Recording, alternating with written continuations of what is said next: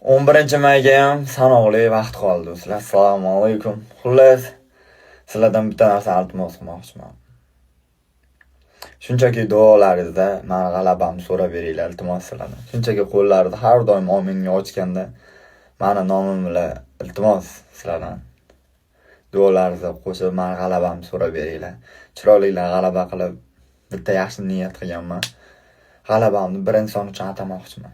Juda ham yaqinim, qirolim, tog'im, otam uchun. Xudo xolasa inshaalloh chiroyli g'alaba qilib otajonimga mana shu g'alabamni nima desam bo'ladi, sovg'a qilmoqchiman.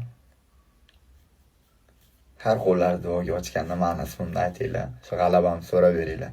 Jonlaring sog' bo'lsin, umrlaring uzoq bo'lsin. Hammamiz oilamiz doimo tinch bo'lsin. O'zbekiston olg'a, to'lga gaz.